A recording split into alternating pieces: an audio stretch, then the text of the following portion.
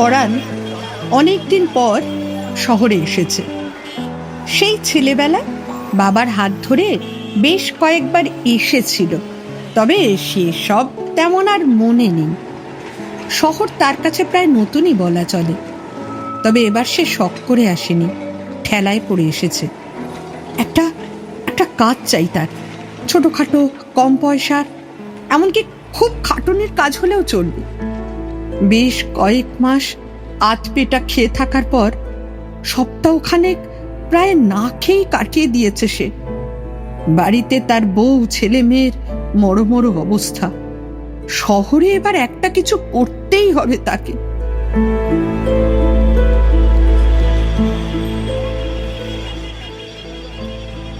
রাস্তায় রাস্তায় ঘুরছে, এগলি সেগলি চষে বেরোচ্ছে। আশ্চর্য, কেউ তার কোনো কথাই শুনছে না। কাজ দেওয়া তো দূরের কথা, তাহলে শহরেও কি কাজ নেই? কিন্তু এই তো গত বৈশাখ মাসে তাদেরই গ্রামের জনাপাঁচেক ছেলে এখানে এসেছিল। আর সবাই যে বলে শহরে গেলে নাকি মেলা কাজ পাওয়া যায়। হতোদ্যম হয়ে পড়ে পরাণ। রাস্তার ধারে ঘোড়ায় চড়া একটা মূর্তির নিচে অবশেষে বসে পড়ে। খিদেতে ঝিমিয়ে পড়েছে সে, চোখটা ঢুলু ঢুলু তার। কখন যেন ঘুমিয়ে কাদা হয়ে গেল। বেশ কিছুক্ষণ পর ঘুম ভাঙল মাইকের আওয়াজে। Hello hello. পরাণ অবশ্য আগেই লক্ষ্য করেছিল রাস্তার পাশে মেরাব বেঁধে কি একটা যেন হচ্ছিল, কিন্তু তখন সেভাবে নজর দেয়নি। এখন তো সেখানে একেবারে জমজমাট, অনেক মানুষের সমাগম, আর মাঝে মাঝে মাইকে কি সব বলছে। বিষয়টা দেখার জন্য একটু এগিয়ে গেল পরাণ। ভালো করে ঘুরে দেখে ব্যাপারটা বুঝতে পারল সে। এখানে মানুষ রক্ত দিচ্ছে, বোতলে করে ভরে রাখা হচ্ছে। তাদের গ্রামের কয়েকজনের কাছে এরকম মেরাব বেঁধে রক্ত দেওয়ার কথা শুনেছে বটে, কিন্তু একটা বিষয় সে জানতই না, যে রক্ত দিলে নাকি খাবার পাওয়া যায়।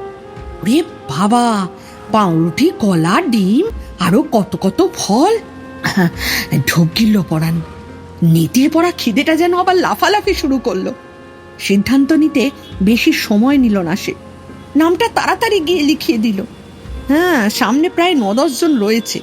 তারপরে পরাণের পালা।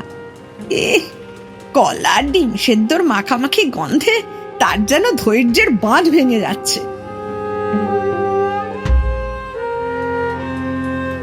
প্রায় ঘন্টাখানেক পর তার রক্ত দেওয়া শেষ হলো। হাতে একটু লাগলো ঠিকই, কিন্তু পরাণ সেটাকে তেমন গুরুত্ব দিল না। যে খাবার দিচ্ছিল তাড়াতাড়ি তার কাছে গেল। ওমা, গিয়েই মাথায় আকাশ ভেঙে পড়ল পরাণের। রক্তদাতার সংখ্যা বেড়ে যাওয়াতে খাবারে নাকি টান পড়েছে। 2-1 পচা কলা ছাড়া কিছুই পড়ে নেই। আর পরাণের মাথায় তখন রক্ত উঠে গেছে, রাগে থরথর করে কাঁপছে সারা শরীর। তখন লোকও কমে এসেছে এখানে। একজন নার্স তারই রক্ত প্যাকেট বন্দি করে একটা কিরকম একটা সাদা মতো বাক্সে ঢোকাচ্ছিল। সেই দিকে তাকালো পরাণ। তারপর কেউ কিছু বোঝার আগে এক ঝটকায় নার্সের হাত থেকে রক্তের প্যাকেটটা কেড়ে নিয়ে ধক ধক করে খেয়ে ফেললো নিমেষে। তারপর ক্রূর একটা দৃষ্টি দিয়ে সবার দিকে তাকিয়ে থাকলো। তখন তার কালো ঠোঁট দিয়ে গড়িয়ে পড়ছিল 2-1 রক্তের ফোঁটা।